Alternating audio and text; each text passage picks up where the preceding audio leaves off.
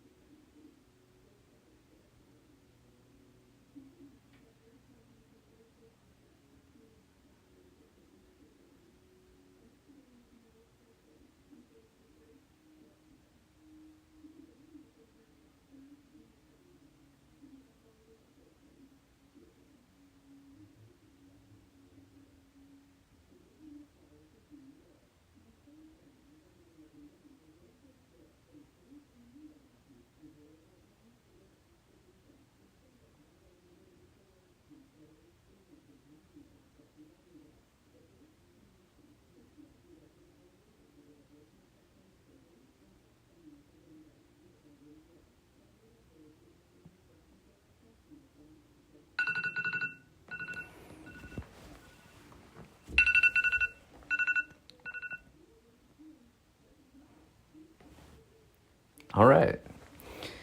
That was 5 minutes of breathing. Welcome back to our guided reflection session. This is is this the 40th?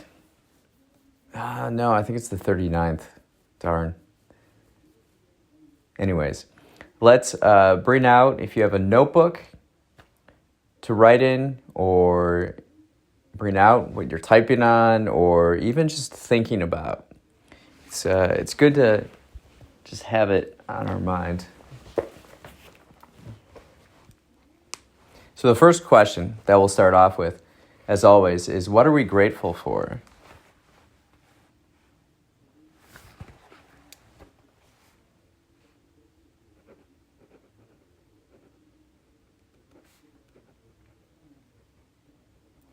And this is important because it anchors basically how we do everything moving forward. Like that framework, it's that filter, right? The lens in which we see and experience the world.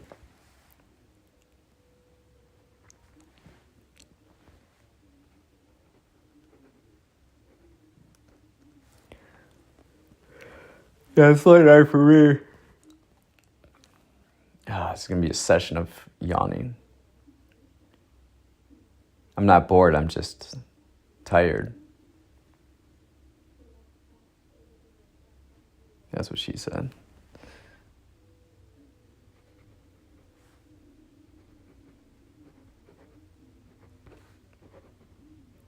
So, gratitude and patience are what I like to say building blocks of a life and a journey of self-development.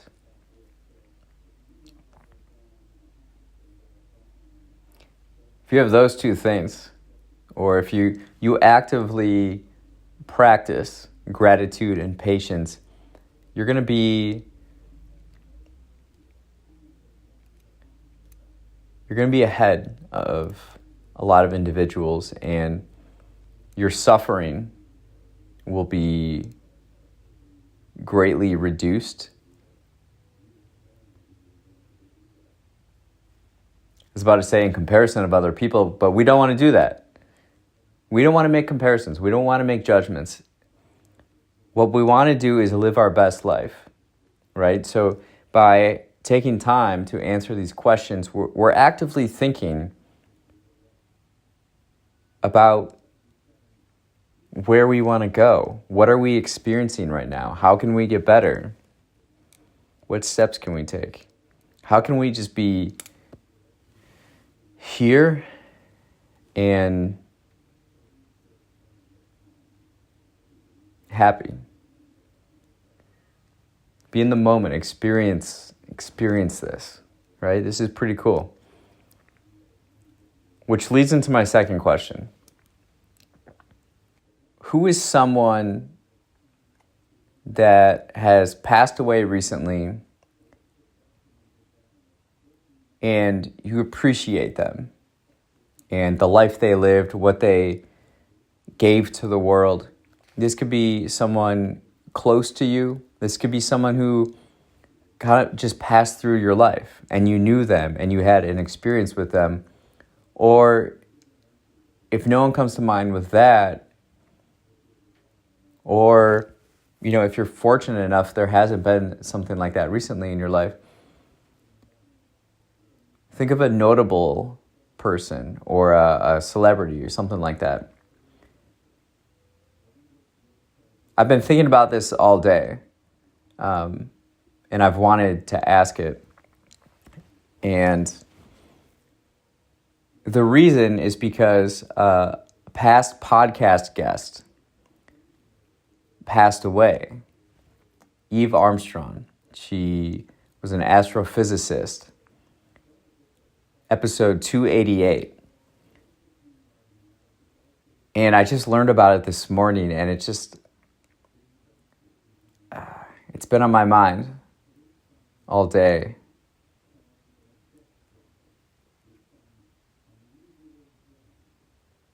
I read her obituary in the New York Times. I am interested in physics, and I want to learn more. So last summer, I was in New York, and ahead of time, I emailed 42 people at the American Museum of Natural History. About 6 or 7 got back to me saying they would be out of town. They're in the field. Whether it's like Spain or Argentina or I forget all the other places. I think Costa Rica was in there. And they're out doing stuff, right? And Eve responded back to me with enthusiasm. She was like, "Yeah, let's do it. Let's try it out. What do you like?" I was really grateful for that.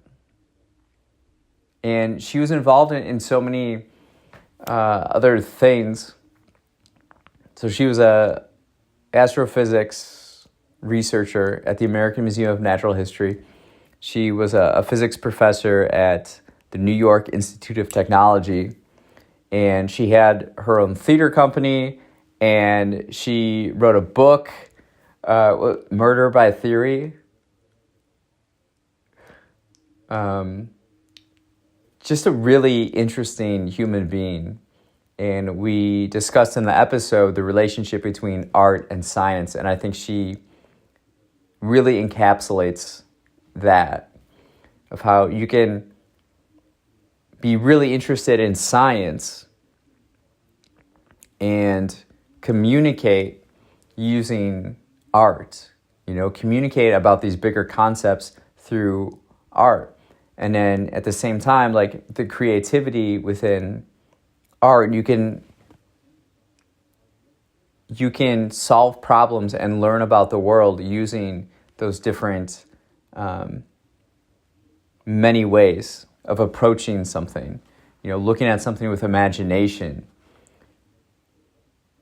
And so we met up. It was in Columbus Circle. We met up at the New York Institute of Technology. And we went to, I don't know, one of the top floors. And we were in this boardroom that overlooked Central Park.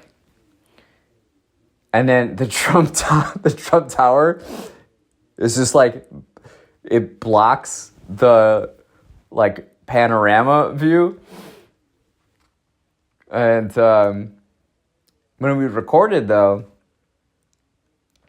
she was really nervous. She hadn't been on a podcast before, but she's taken all these theater classes and stuff.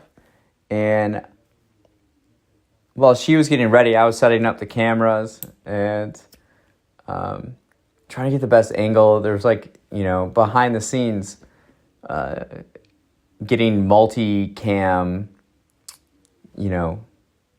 angles to be just how you want it can be difficult. But then there's a certain point where it's like, we just got to record this. And she was really nervous.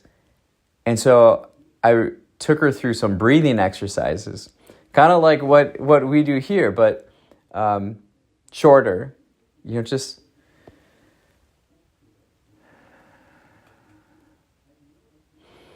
time is short, love is real. Time is short, love is real.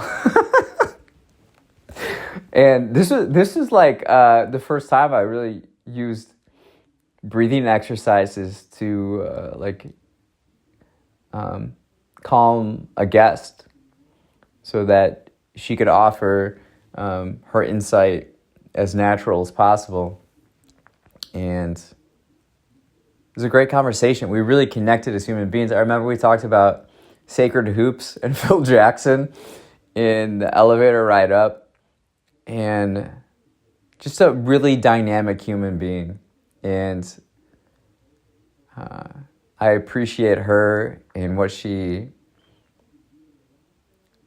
gave to the world and the life, the spark that she provided. And I'm sure she touched many people.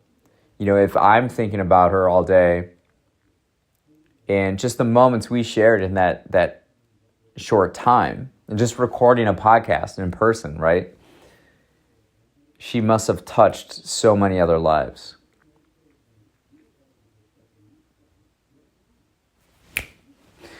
Eve Armstrong, astrophysicist. I'm really glad I made the effort to do all of that, and that's why I love doing the podcast and recording with guests, is the human experience, communicating with another human being. And with this podcast, I'm very curious about the individual and just, what's their human experience like?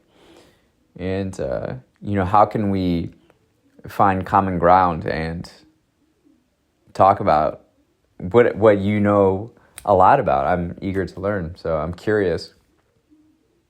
Yeah, that was on my mind.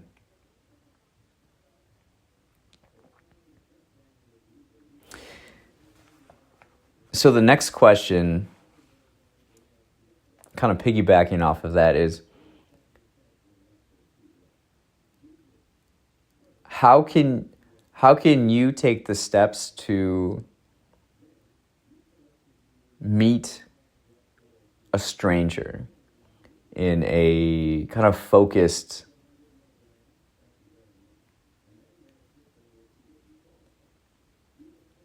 purpose? How can you practice discomfort by reaching out to somebody in a field or a category, an area of your curiosity? What would that look like? For me, I wanted to learn more about physics. I'm going to be in New York. Let's make something happen. So I went through the directory of the American Museum of Natural History, and within the framework of physics, I copied and pasted emails from the website into a spreadsheet, and then from the spreadsheet, then I just in bulk, not at once, but just kind of tediously, just going back and forth, copy paste, reaching out, and that was the result, right? So how can you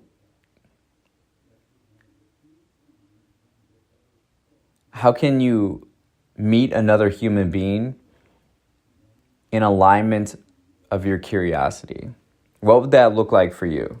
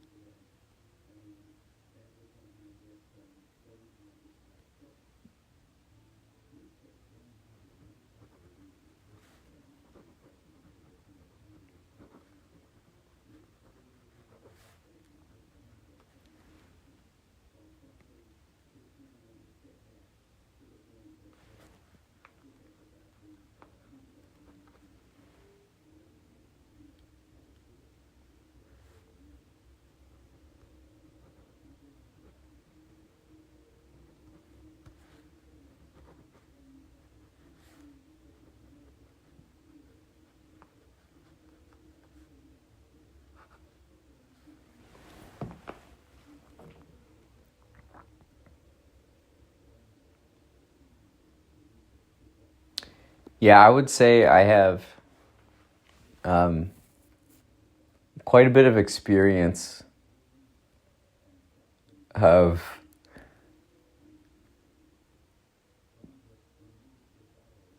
like taking shots, I guess. Or like in life, it's not about the no's, it's about the yeses. And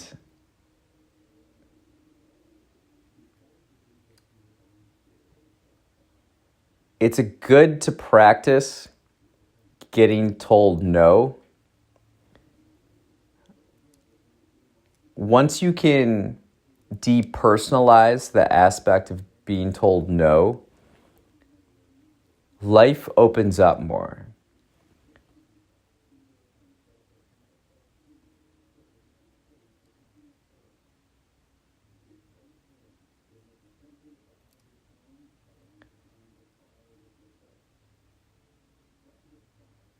So let's think of something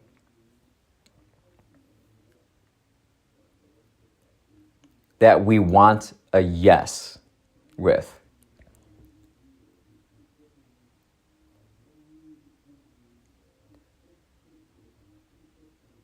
How can we take shots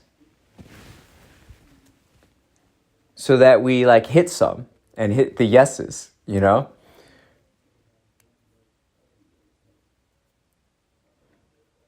And how can we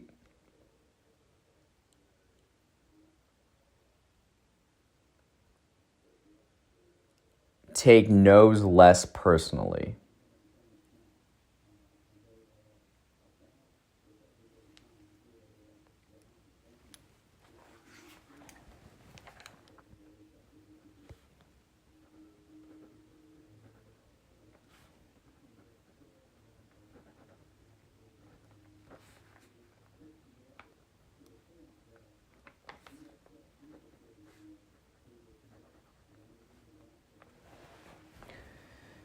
This could be applied to almost everything.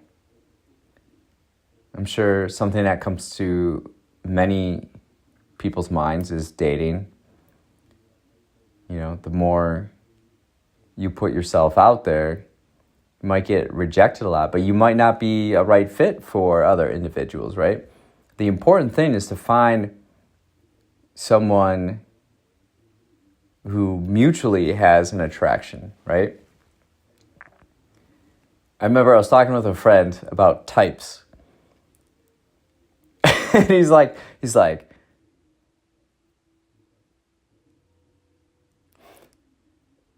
girls that are interested in me, that's my type. Hey, if they're interested, why be picky and try to fit everything into this perfect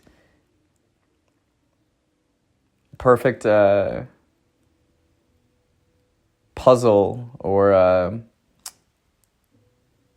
don't know. Don't worry about perfect. Worry about finding someone who's interested in you. I thought that was kind of profound, because I've had quite a type. And yeah, that was funny. I'm interested in who's interested in me. Because you want the mutual attraction, you know? You can't force it. That's the thing about love. That's the thing about life. You can't force it. You just gotta let it happen. And that's why, again, we do this. We reflect on life. And we want to be more present. We want to experience our life. To be open, see what's happening. You know, in dating, if you're only focused on this type, you're not seeing that this person over here is sending you signals. I'm interested, you know? And so that's why we want to be open in life. A world of possibilities.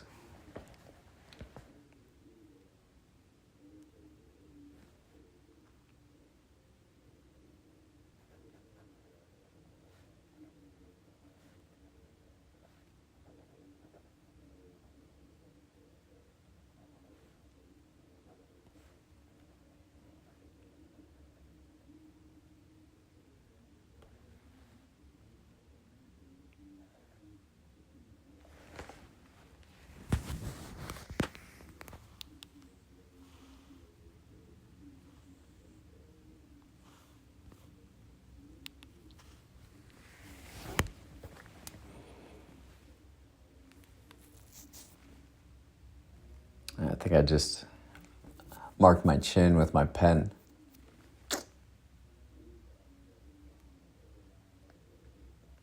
I was watching A Beautiful Mind last night. I've been living a very analog life. I'm living in a farmhouse. There's no Wi-Fi. So I've been finding DVDs and then playing them and watching like a half hour each night.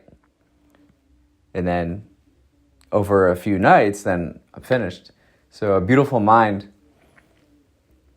Russell Crowe, Jennifer Connelly, Ed Harris, Josh Harris. And there's these scenes where they like give the pens. I think it's like a mark of respect, or you made it, or something like that.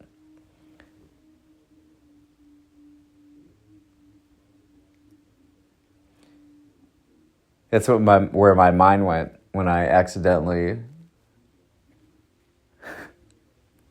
marked myself. But it made me think, like, I love these pens. Love them. I really do. What's your favorite writing utensil?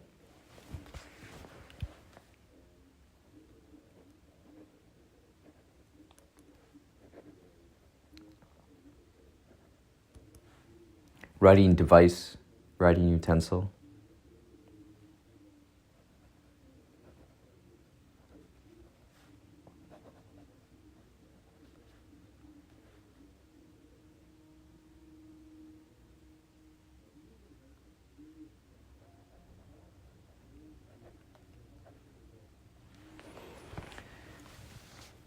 Yeah,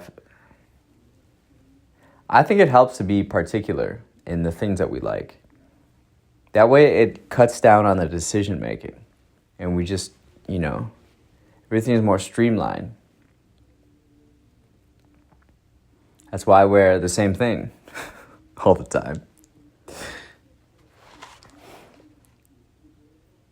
But we can express ourselves within those boundaries that we place, right? Like we put rules on ourselves so that we can be more free in a way. Because I wouldn't say what I wear is boring, but people diagnose the act of wearing the same thing every day as boring. But it's not if you put thought behind it. And that's why we do this stuff, is so that we can put thought behind our actions and our words. So everything is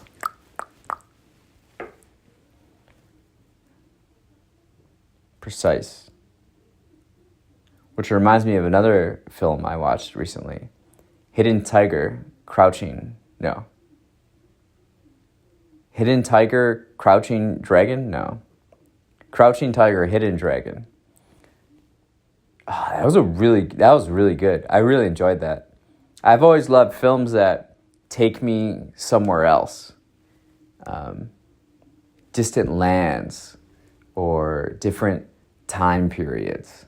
I love that.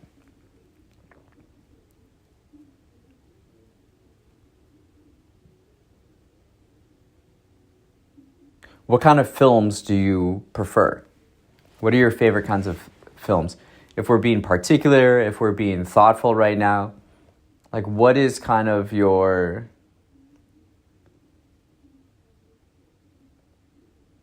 your go-to, right?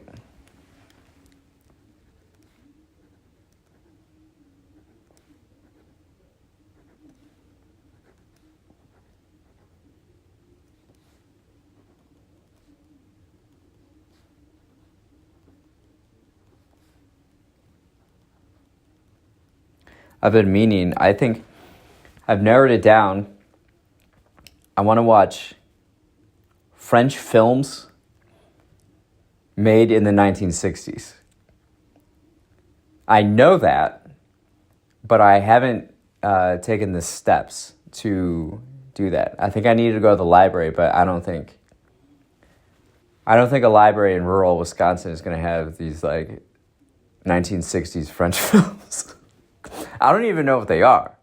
I just know I like French culture and the aesthetics, and I love the film, the cinematography from the 1960s.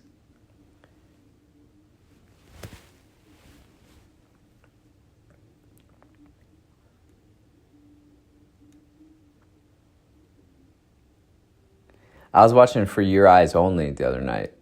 James Bond movie, Roger Moore. I don't care for Roger Moore as James Bond. Sean Connery is my guy. Again, 1960s, filmed in the 60s. 80s films, they got those like soundtracks, those sound effects, and they overdo it with the special effects and the stunts. I feel like the 80s is just like ridiculousness. It's like very cliche. Very, not that it's a bad thing, it's just like a style or I don't know, an experience.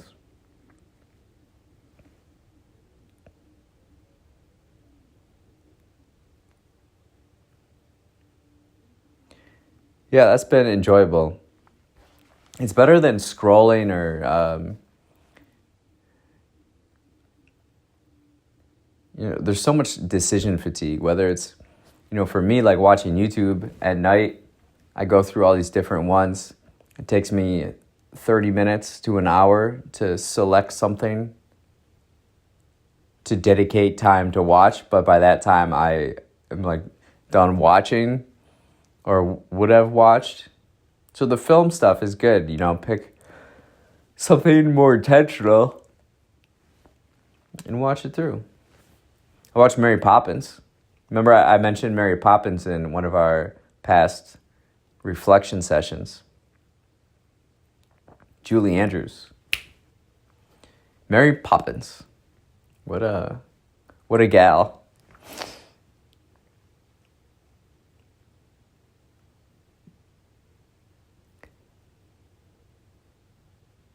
And now that we're thinking about, movies and,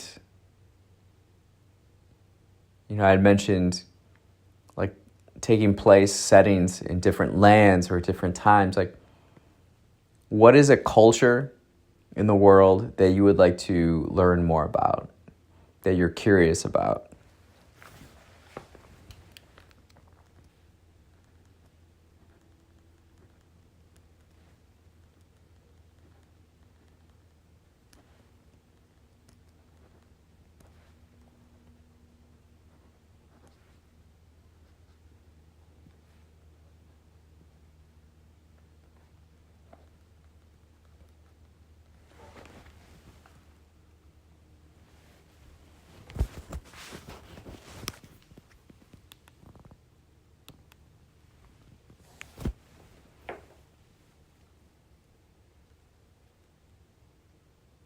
I'm trying to think for me,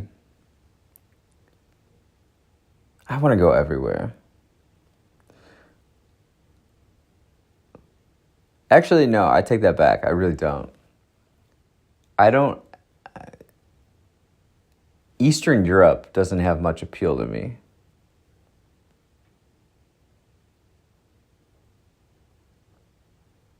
I think that's really like the only place in the world that doesn't appeal to me. Actually, I think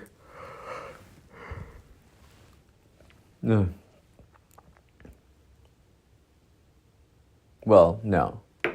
Let me frame it the places I would like to check out more. I've never been to Italy. I would like to go to Italy. I want to check out Lagos, Nigeria. I want to check out Sao Paulo, Brazil. Bogota, Colombia. I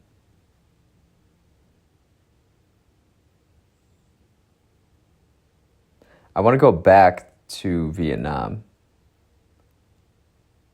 Ho Chi Minh.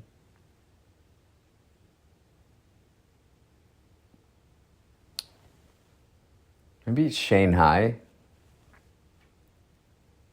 Tokyo for sure. India. I would really love to travel India. Go to numerous cities there. Really spend some time in India. India is so rich in culture and history and contributions to the human story. Way to go, India. Yeah, India.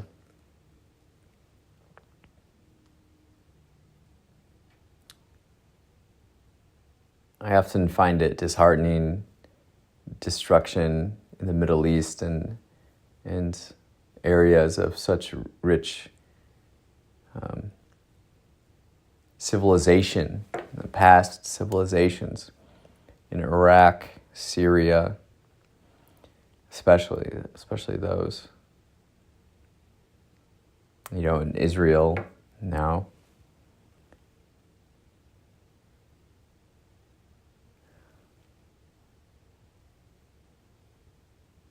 I want to go back to Spain again.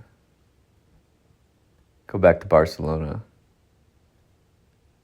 I purposely didn't go to the Picasso Museum and the Sagrada Familia and Park Güell so that I would have a reason to go back. Barcelona, for a very long time, I've considered my favorite city in the world. I'd have to revisit that.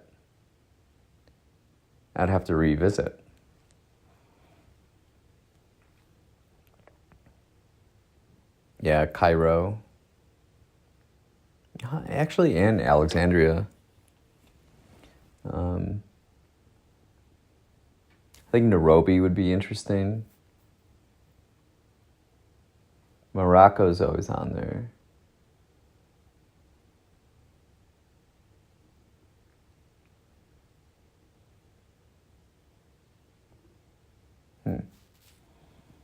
We went over a few.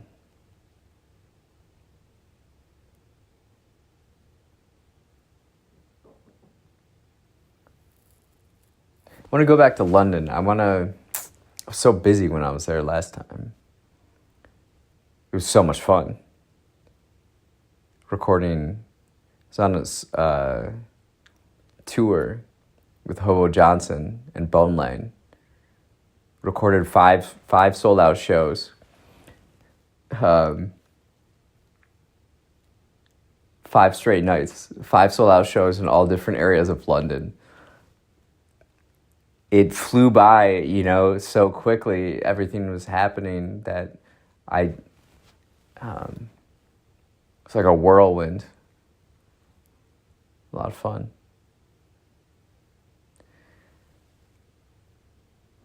But why don't we close out this reflection session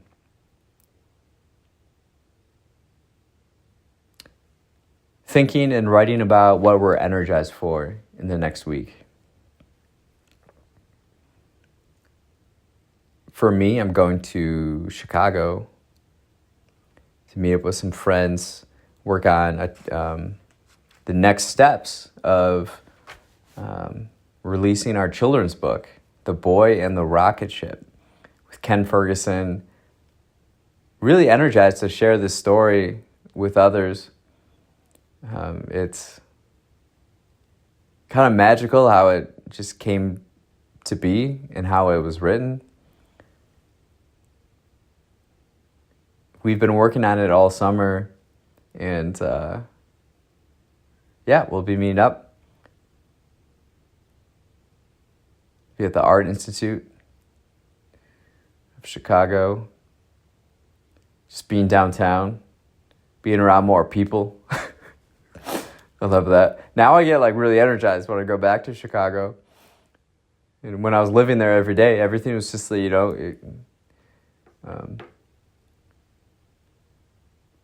exciting was the default. So what's something energizing for you in the next week?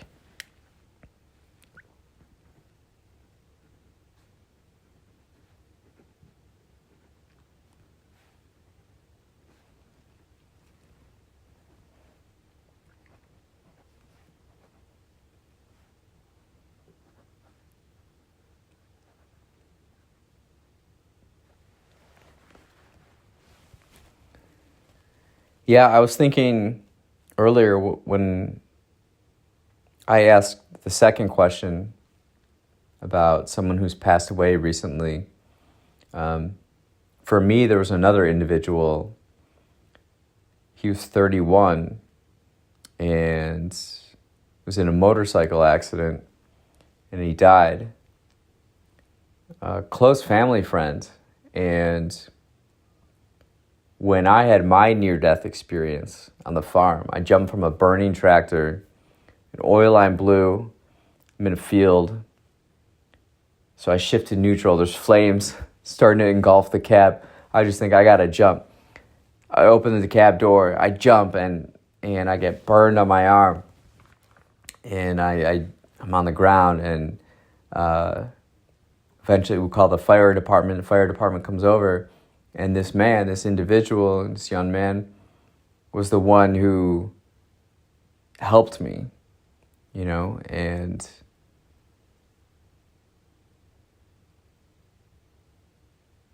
I was really shocked, actually, that they didn't have ice packs. So I was using cold water to put on my burned arm.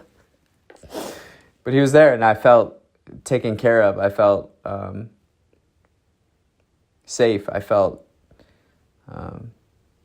gratitude, and he's no longer here either. So death has been on my mind, or rather life is on my mind. Life should always be on our mind. We're very fortunate to experience this. So thank you for being here. This has been another one of our weekly guided reflection sessions. Thank you for taking the time. It might not seem like much, but the accumulation will create something great, the way a flake of snow creates a great snowfall. All the bits, right? Or in Eve's terminology, the neutrinos and the supernova. All the little atoms in the universe create something larger and beautiful. So thank you for being here. We'll see you next week. Inspire the future.